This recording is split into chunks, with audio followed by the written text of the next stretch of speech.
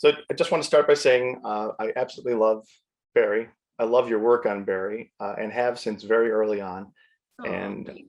I was worried when we first meet Sally. I was worried, oh, it's just going to be a small role, and then it becomes, obviously a very important part of the series, and along with murder and drug Yeah. trades and Yeah.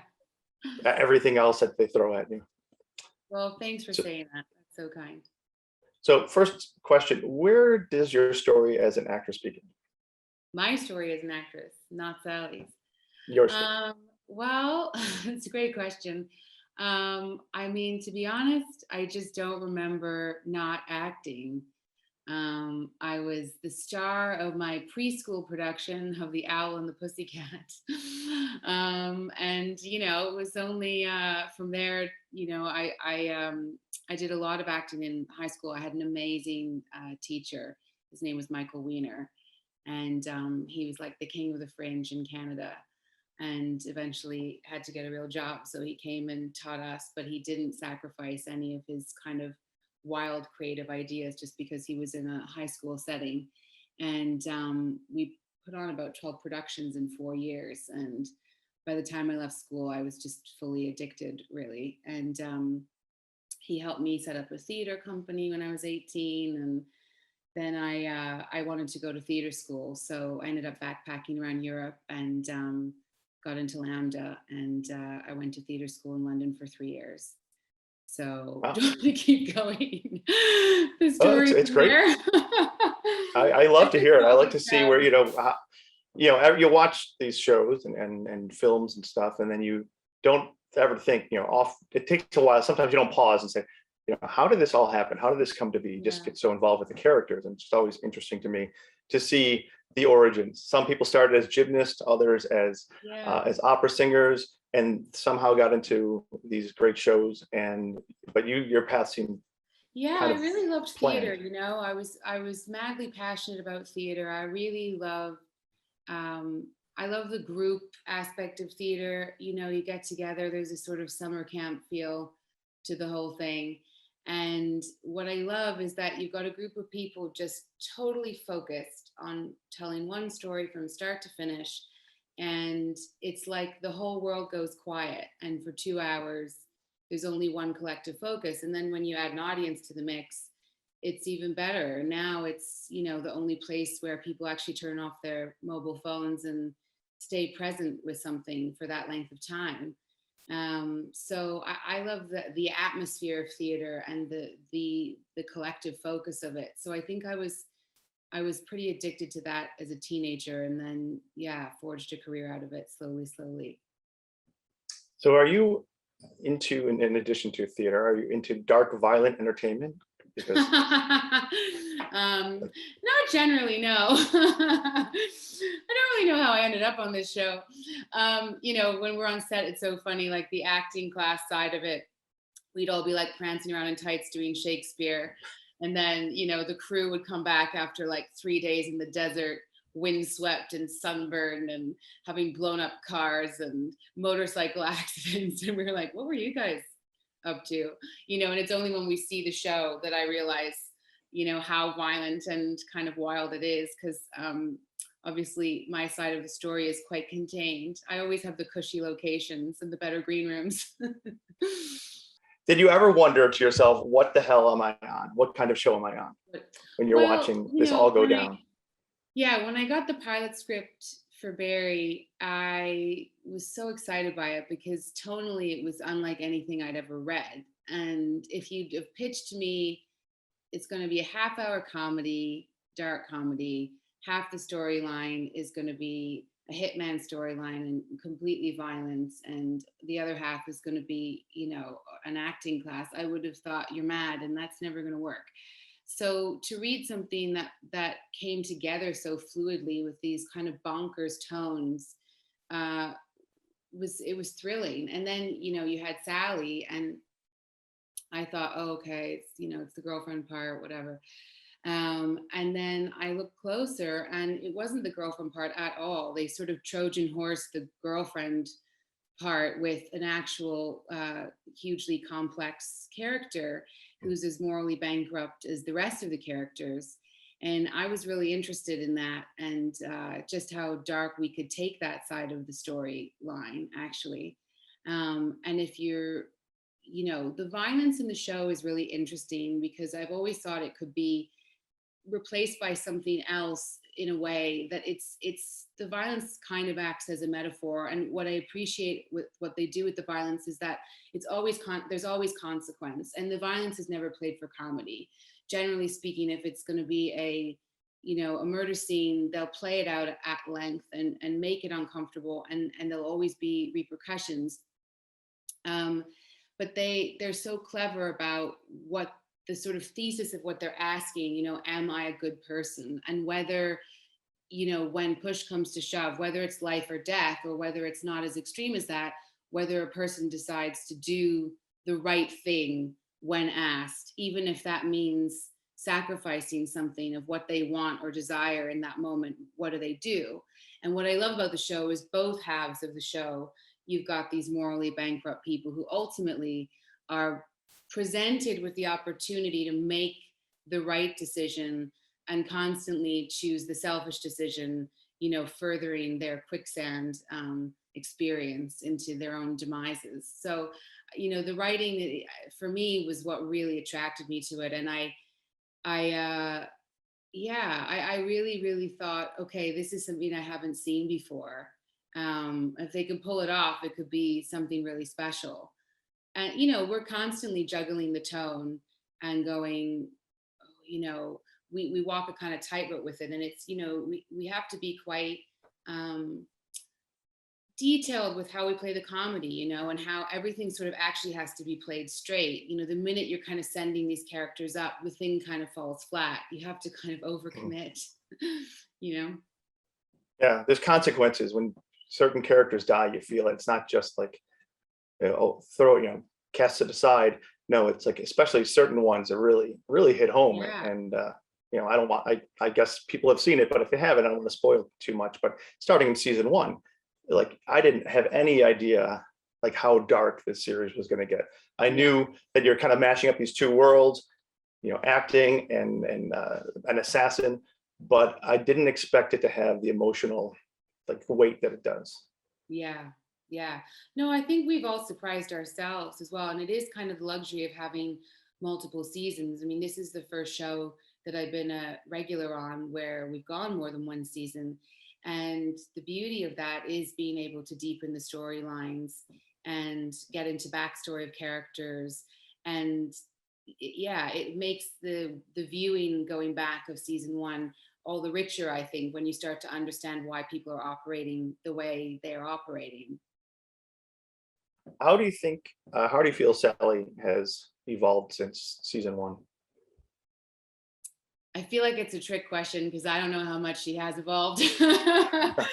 um, well, I feel like Sally, when we meet her in season 1, she's still in her sort of small town mentality in the big city, and she has this myopia. She's got this one big dream, and it eclipses everything else in her life. She just wants to be a star. As she progresses through 2, I think she starts to balance that out with her creative desires and her creative ambitions, and confronting her past and trying to figure out what kind of artist she wants to be. And somewhere in there is an artist, but I think that the ambition in her tends to outweigh the creative intention. And she ultimately, we get to 3 and she's finally seeing some career success, which is exciting after 2 seasons of being the underdog and having really terrible experiences in the acting world. She's finally seeing some success. What we really wanted to play with there is, what a person does with success and power. Sally's somebody who's been bullied and sexually harassed in the workplace. And, now she's got a modicum of power.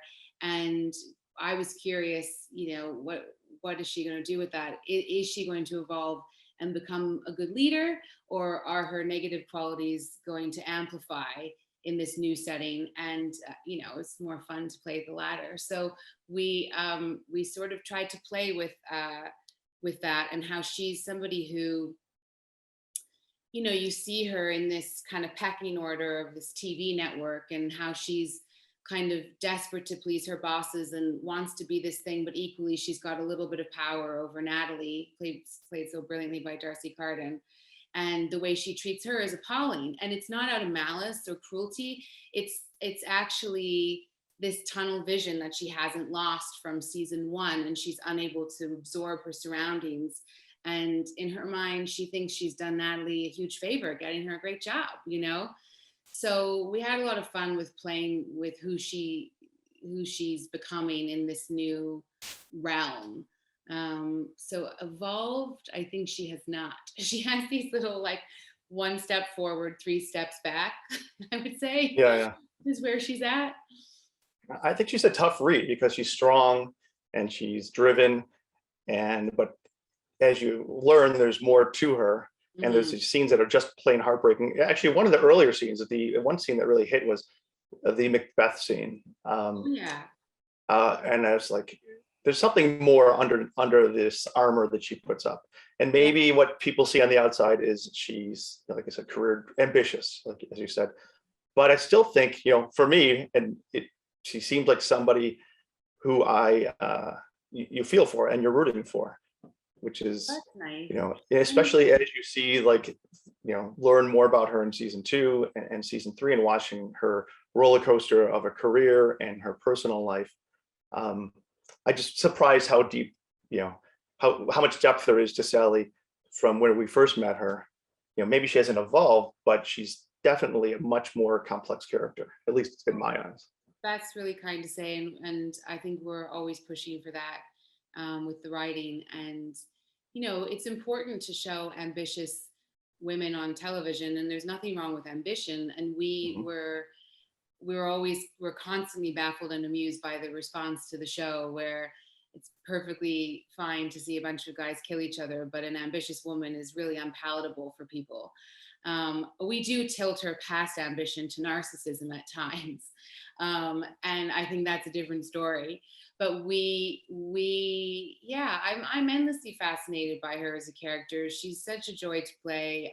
I feel like I've met her many times over, and she's not a bad person. She doesn't have bad intentions. She just can't see past herself and the things she wants in order to be the person she might become. And we tried, like with that Macbeth scene, it's funny you bring that up, because what we're with all the characters on Barry, it's everybody's got a really thick veneer, right? And everybody's kind of living two realities, who they are and who they need to Mhm. present to be to the world in order to survive. And with Sally, what's fun is her veneer is quite thick. And with that Macbeth scene, it's one of the places where we get to see a portal into, that veneer cracking. And what happens in that scene is, when Bill comes on and he's so emotional from having just gone through that with Chris in the car, for once, she's receptive, and it punctures, and she doesn't have to fake it and put on some big performance. She actually connects to something deeper. So we're always playing with those levels with her, because she has them available. She's just not always able to access them because there's so many other things she wants so badly in her way. When you describe it that way, it gives me the chills because I rewatched that scene now, having watched the whole series once, and then went back to rewatch everything, before we spoke. And the second time around, it really just, I don't know, for some reason, it just hit me.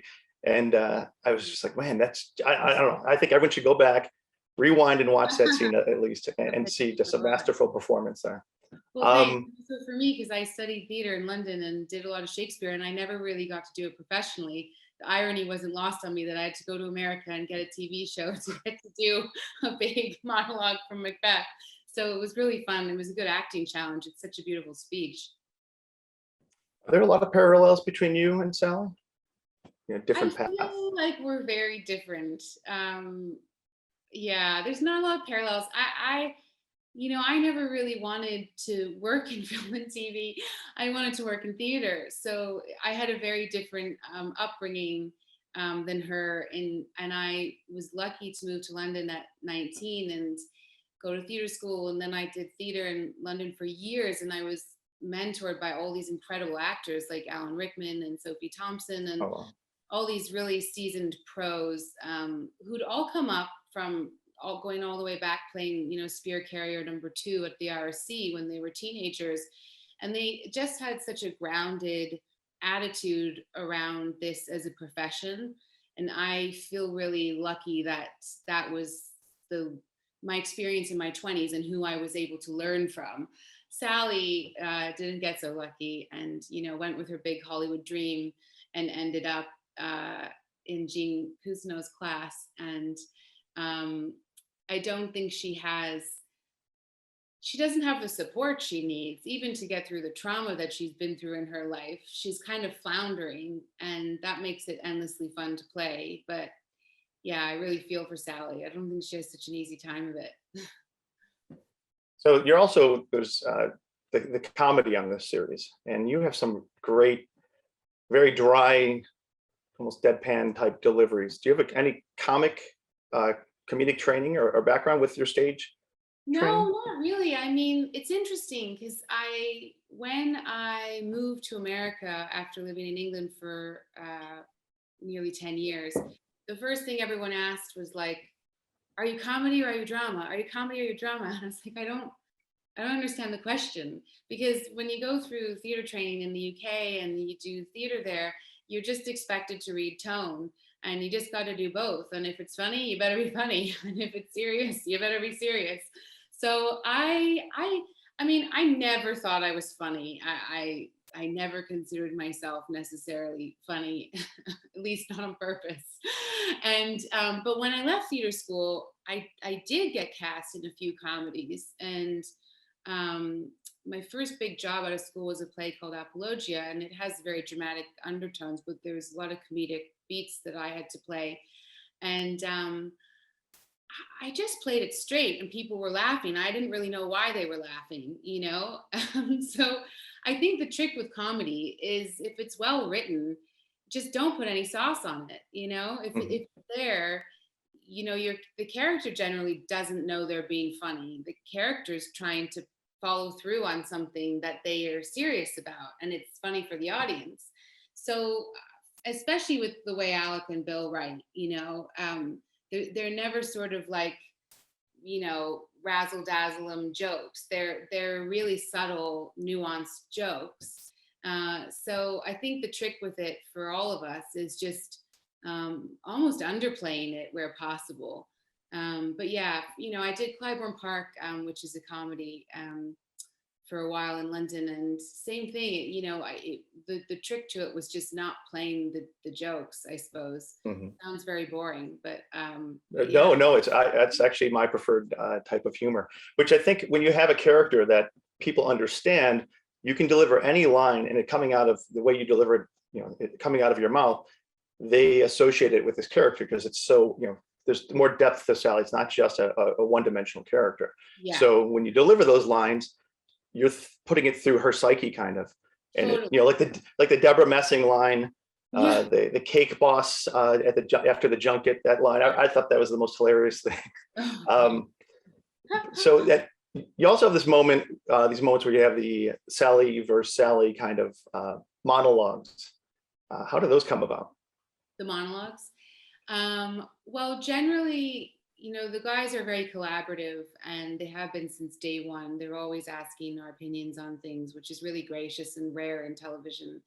So generally with the monologues, season 2, Bill came up to me early on and said, I think we're going to do this thing in 7, and it's going to be like 3 pages, no punctuation, and it's going to be 1 take. Okay. I was like, okay, great. And so what they'll generally do is they'll give me a pass at it, and they'll say, this is the scaffolding, now you go away and write it, which is, really incredibly generous. So then we work on it kind of in rehearsal until we feel happy with the text. And then, yeah, I mean, with the monologue in 7, it was hard because I knew, it's 1 take, and I had to really over prepare that. And I just rehearsed it like a play, so that I was really ready on the day. And I thought if I don't say it fast enough, they're gonna cut it. so, so yeah, I just worked on speeding that one up and speeding that one up. This season, there's a monologue in four, the acceptance, not an award acceptance speech. She thinks she's winning an award. She isn't. It's Yeah, just her. yeah. And that one was interesting because we tried a number of avenues with Sally's response to that news. And we initially went with a version where she was far more competitive, aggressive, you know, kind of went off on this stand-up routine, and there was loads of text, and we tried that version and it was fun, but something felt missing, and we ended up kind of realizing, okay, this is for her, all of her dreams are coming true in this moment, you know, and it's something she's worked so hard for and wanted so badly, and it happening is so overwhelming that the idea behind it was that she's having an incredibly private moment in public. So, you know, she hears the news in real time in front of a lot of people and cannot compute. So even in that version, there was a version where we had a lot more text. And then Bill came over at one point and he was kind of like, try it like you're alone in your room getting this news and just hold it as long as you want. So we just went for that. And I mean, there were like 250 background artists in the room who I think were getting really anxious because I think they thought I'd totally dried on my lines. But we just kept holding it and holding it until it got more and more uncomfortable for all parties, mainly myself. and, Uh, and I and the thought, viewers, if you're rooting for Sally, watching that happen, it's like, oh, come on, like, get yeah, past this. yeah. Close up. Cut it. Cut. Yeah, and I thought so. We shot it like that, and I thought for sure when they edit it, they'll cut all that air out, and we'll get to the end bit where she's thanking everyone. But they kept it in. So yeah, it was. I think it's a nice moment because we see it's one of those veneer drop moments with Mhm. Sally that are rare in the show because she's so often in performance of her own life. It's one of those where she's all the masks are down. And then for the latter half of it, I just wanted to have fun imitating awards acceptance speeches over the years. So I Googled a lot of, all the teary ones and tried to get those in. Yeah, it's a great train wreck. Yeah, great. It's That was it's the idea. I think so. You pull it off. What's it like working with Bill and Henry Winkler? You have this great team to work with, we legends and we have such an extraordinary team. I mean, I'm devastated that I don't get to work with Stephen Root and Anthony Kerrigan more at all, really, because I love them so much and we don't get scenes together. But they're just heaven. Bill and Henry are incredible. I mean, Henry, he's he's been doing this much longer than any of us. He's seen the business from all sides, and the humility on that man and the kindness. He comes to work every day with the enthusiasm and joy like it's his first rodeo, and it's totally contagious. If Henry's there, nobody's having a bad day. You just can't be in a bad mood in his presence.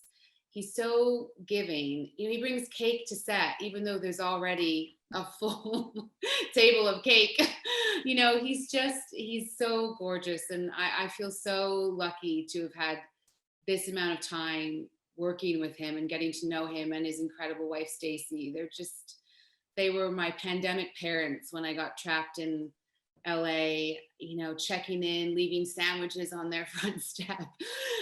They're just heaven. And Bill, he has to wear all the hats on that show and somehow has the ability to be a team player with all of us, incorporate all of our ideas, be present for all of us. He keeps things really light and buoyant. Uh, and I think that we're all really lucky that we've been able to build this thing together. I think his background in sketch comedy makes him a real best idea wins kind of boss. And same with Alec Berg. He has the same mentality. So it's a very collaborative experience. And we all like to have a great time. nobody's taking their jobs too seriously in the best kind of way. Like we all take our work seriously, but we don't take ourselves seriously. So it's a set full of laughter, which is really the way I like it. That's great. Yeah. On a series where no one seems safe, do you worry about Sally? Oh, well, I don't know. You kind of can't think in those terms. Otherwise, it'd be too scary to go to work or open your latest draft. Um, I worry about Sally in general, but so far I've not worried about her death, if that's what you're asking. So far, Yeah, so good. yeah. No spoilers. I'm just curious. Like you must get to one page and go, oh no, Oh, she's still like here.